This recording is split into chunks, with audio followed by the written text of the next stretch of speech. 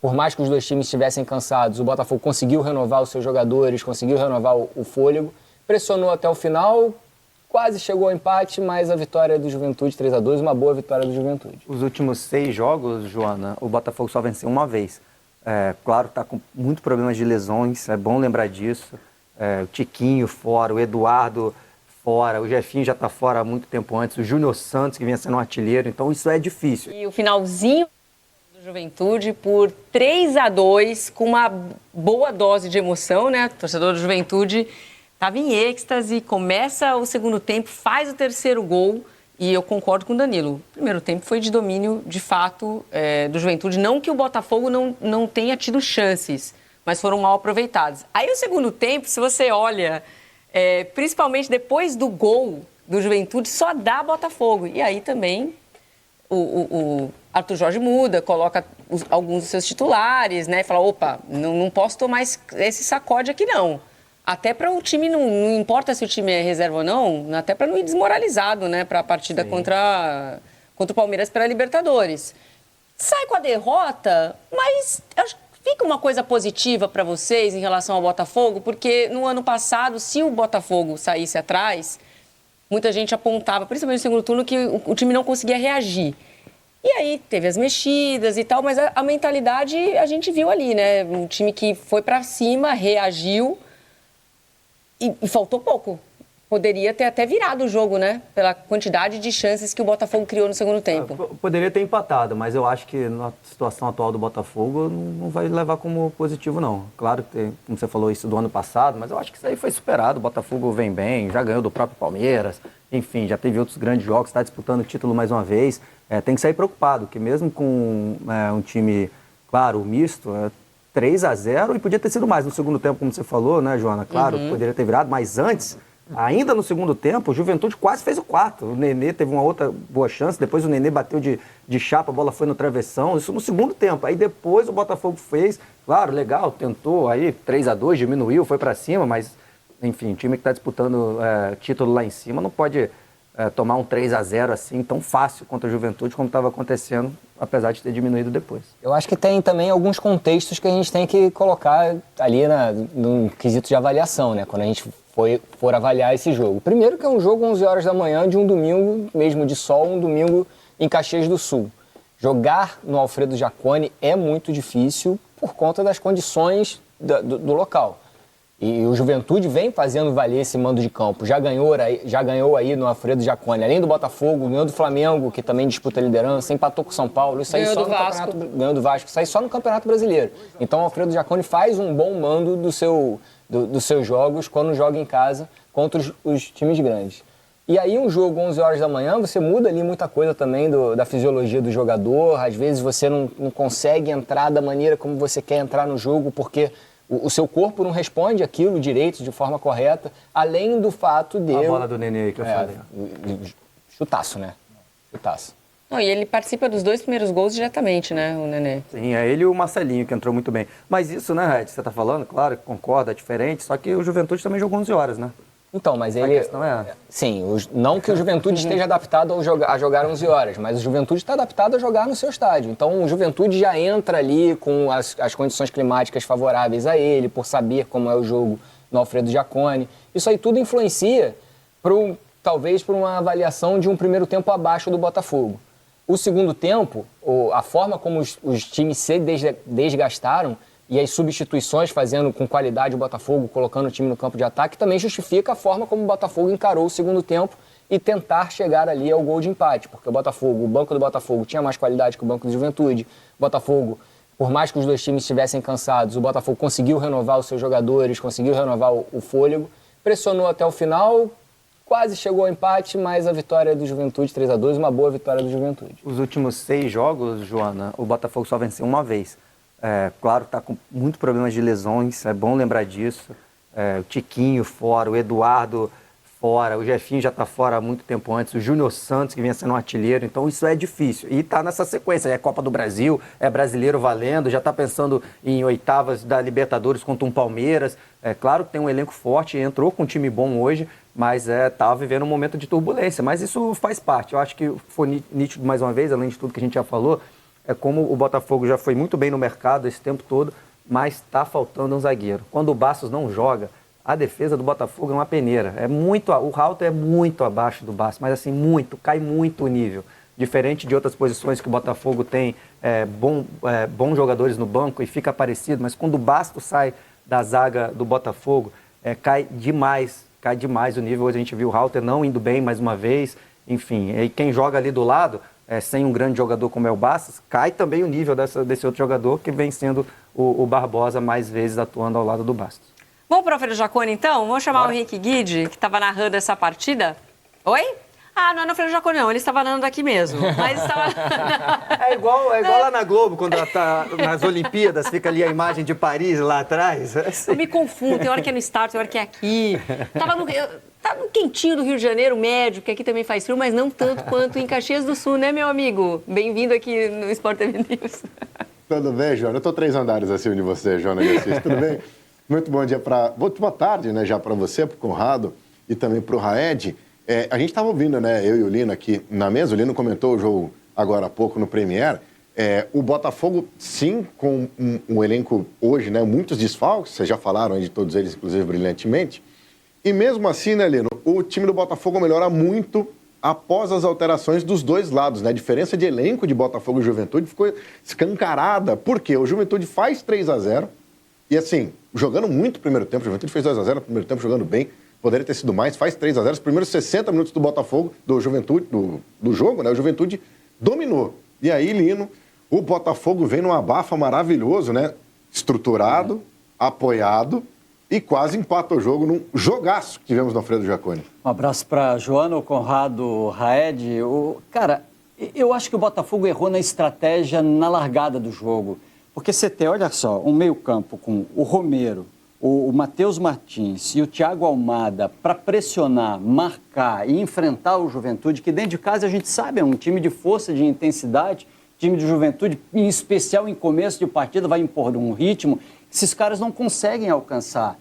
Cara, entra mais fechado, entra com outros volantes, dá uma travada no jogo, vai soltando devagarinho, vai buscando o jogo mais à frente. Esse time era para entrar em campo, botar a bola no chão e fazer o jogo circular. Mas não aconteceu nada disso. O que a gente viu foi o contrário. Foi o time do Juventude com bola no pé, pressionando, ganhando todas as divididas. Botafogo sem velocidade. A defesa do Botafogo sem o Bastos, vocês falavam sobre isso ainda há pouco, é uma defesa arrastada. Você não pode dar um mínimo de espaço, querer pressionar lá na frente, sem um cara como o Bastos para cobrir espaço no fundo, para compensar esse espaço com velocidade, não vai rolar. O time do Botafogo foi envolvido de um jeito que o primeiro tempo estava acabando em 1-0 e o Botafoguense estava comemorando 1-0. Aí na última bola do primeiro tempo toma o segundo. Na primeira bola do segundo tempo toma o terceiro. Aí desabou tudo. E cá entre nós, você deixar Nenê sem um mínimo de preocupação, o Nenê tem 43 anos de idade, fez em julho agora, mas se jogar frouxo como jogou no jogo de hoje, se não tiver, no mínimo, você não vai botar um cara para marcar o Nenê, não precisa fazer isso, mas precisa ter mais atenção com ele, porque ele é o cara que vai fazer a diferença na distribuição. Aí o Nenê deitou e rolou o time. Aliás, quando o Nenê sai, o Juventude até cai um pouquinho. O Nenê sobrou, o time do Juventude sobrou, a vitória do Juventude foi justa. Faltou claramente um pouquinho de pegada, né, no time do meio-campo do Botafogo. A gente não viu, e até foi uma das coisas que a gente levantou aqui, a entrada do Gregory no meio do segundo tempo, né, com 15 minutos do segundo tempo. O Botafogo deixando o time do Juventude tocar muito de primeira ali, no puxar contra-ataque, abrir bola na direita com o Marcelinho, abrir bola na esquerda com o Nenê e Eric Farias. E o resultado, sempre pegando os zagueiros do Botafogo de frente com os atacantes do Juventude e sempre levaram vantagem os atacantes do Juventude. Cara, eu fiz uma coisa que a gente não deve fazer em jornalismo, que é antecipar demais expectativa, né? Eu achava que o Alan ia chegar e arrebentar no futebol brasileiro. Eu acho até que pode fazer isso. Eu acho até que a tendência é de que ele faça isso, de que ele seja um dos grandes jogadores do Botafogo em breve. Mas no momento não está sendo. Ele não conseguiu fazer nada no primeiro tempo. Ele não conseguia distribuir, não conseguia apoiar, ele não conseguia sustentar defensivamente. Ele ainda está muito abaixo da expectativa que a gente tem. Então, a gente vai botando a régua no lugar que a gente precisa colocar. São grandes jogadores, mas sem a atitude do segundo tempo, o time do Botafogo não vai a lugar nenhum. Aquele time do primeiro tempo frouxo, sem intensidade, sem capacidade de chegar, não compensa nada. No Brasileirão, nada. Porque é isso, né, Lino? No final das contas, assim, é um time que tinha... obviamente o Arthur Jorge mexeu em meio time, né? mas é um time que muda completamente a sua atitude quando toma o terceiro gol. E aí, Cuiabano aberto na esquerda, Matheus Ponte aberto na direita, Savarino por dentro. O Cuiabano é um atacante. Igor né? Jesus, Carlos Alberto, Marçal, Marlon Freitas, o time do Botafogo inteiro para frente, e a bola cai no pé do Carlos Alberto, chuta longe. A bola cai no pé do Matheus Ponte, no pé esquerdo não era o pé bom e jogou para fora também. Mas assim, acho que mudando um pouco já o foco, né, pensando no futuro, na quarta-feira que esse jogo já foi, dá um pouquinho mais de esperança também para o torcedor do Botafogo. Pô, se jogar o que jogou nos últimos 30 minutos, 35 minutos de jogo, o Botafogo tem totais condições de passar na Libertadores, né? Porque vai fazer um jogo duríssimo contra o Palmeiras, primeiro jogo quarta-feira. Mas acho que o jogo de hoje não serve para parâmetro para nada, né? Porque o Juventude também, no final da partida, modificou tanto o time, mexeu tanto na equipe e o nível dos jogadores do banco do Juventude era tão abaixo que o time do Botafogo, no desespero, acabou compensando na vontade algumas coisas. O Carlos Alberto não conseguiu jogar, o time do Botafogo teve dificuldade para definir suas jogadas, o Igor Jesus entrou, o Botafogo fez barulho, mas não jogou bola hoje. Não tinha como sair com pelo menos um ponto na partida de hoje. O time do Botafogo reclamou, né, de um toque de mão do Danilo Boza. O Danilo Boza foi tentar sair jogando, acabou tocando a bola no braço dele. O time do Botafogo pediu pênalti, o VAR não chamou o Flávio Rodrigues de Souza. Também houve um outro pedido de pênalti, né, no primeiro tempo, num lance com o Zé Marcos, que também mandou seguir a arbitragem. Um empurrão, né, na área, numa saída do Botafogo, em que eles disputam espaço. Também, enfim. Mas, falando de jogo mesmo, o Juventude foi melhor que o Botafogo por mais tempo, né? Pela maior parte do tempo. O Botafogo pressionou, amassou, mas não conseguiu empatar o jogo, Joana. É isso aí, meus amigos. Mas para quem assistiu essa transmissão com vocês, teve entretenimento às 11 horas da manhã. Bom descanso para vocês, meus parceiros, para o Lino, para o Guide, enfim, todo mundo que trabalhou nessa transmissão. A gente vai continuar aqui falando desse jogo. Quando a gente tiver disponível as coletivas dos treinadores, a gente vai mostrar ao vivo aqui também como daqui a pouquinho a gente vai começar a fazer o aquecimento para o restante da rodada. Tem Flamengo e Palmeiras, tem Bahia e Vitória, tem muito jogo bom para a gente falar aqui. Queria destacar o Nenê, né? Legal, 43 anos, fazendo a festa do lado esquerdo do Juventude. Além de estar jogando bem, né? Eu sempre gosto de destacar isso quando eu comento o jogo do Juventude. Cara, é uma inspiração, Nenê, cara. Que amor ao futebol ele tem. Que com certeza ele não está precisando financeiramente estar ali, né? Ele já jogou em vários grandes clubes, jogou na Europa. É um cara que, além de estar jogando, está fininho, é profissional. Você nunca ouviu um técnico falar: o Nenê não está treinando, o Nenê está dando migué. Às vezes ele fica de fora porque pode ter uma lesão, mas assim, geralmente está disponível. Esse ano ainda vem sendo banco do Jean Carlos. Jogou hoje titular, mas vem sendo banco do Jean Carlos. Não tem biquinho, é um cara que realmente ama o futebol. Eu acho muito importante. Esse gol aí, a virada de bola lá pro lado direito, foi do Nenê. Aí depois a bola veio no Marcelinho, que cruzou na área ali pro Carrilho, que jantou o Alter ali no meio, né? Mas, sim, participando dos gols. Mas independente disso, da grande partida que ele fez, é bonita a história do Nenê no futebol, que realmente é um amor que ele tem para estar jogando até agora. Essa aí, ele tá lá na esquerda, ó, lá em cima do vídeo, ó, ele que tá passando, eu tô sozinho, correndo, dando a vida. Vai receber e dar assistência para mais um gol do Juventude. Isso que irritou muito a torcida do Botafogo. Independentemente do time estar mexido, com o Arthur Jorge poupando vários atletas, já pensando no jogo da Libertadores, a torcida não consegue entender como que o Nenê, com 43 anos, não é o mais veloz de todos, não teve dificuldade nenhuma para encontrar espaço. Né? Ele teve muita tranquilidade, inclusive, principalmente no primeiro tempo. O espaço no jogo de futebol hoje é um item raro e o Nenê teve muito. Sabe o que me chama mais atenção no Nenê? Ele é uma semana mais novo do que eu e eu com certeza não corro que nem ele. Isso aí é uma coisa que me chama muita atenção. O Nenê está de parabéns, é realmente um grande profissional. É um atleta na acepção da palavra, porque chegar nessa idade desempenhando... Tecnicamente, a gente sabe do que o Nenê sempre foi capaz. Mas chegar nessa idade desempenhando e conseguindo fazer ali fisicamente o que ele ainda está fazendo, isso aí é para bater palma realmente. Bom, daqui a pouco a gente vai ouvir o Arthur Jorge, né? Ele vai explicar um pouquinho das opções dele para esse jogo. A gente já entende, né, algumas das opções dele. O Botafogo caiu na Copa do Brasil, não que quisesse, obviamente, estava no plano, mas vai ser uma competição a menos para o Botafogo lidar. Mas tem a Libertadores, não dá muito tempo de respirar para os times que estão envolvidos nessas competições. Então, para esse jogo contra o Palmeiras no meio da semana, vocês já conseguem desenhar o que vai ser imaginar o que vai ser o time titular do Botafogo, considerando os desfalques, considerando o que ele fez aqui, os jogadores que ele poupou, que colocou só no segundo tempo, os que nem entraram, né?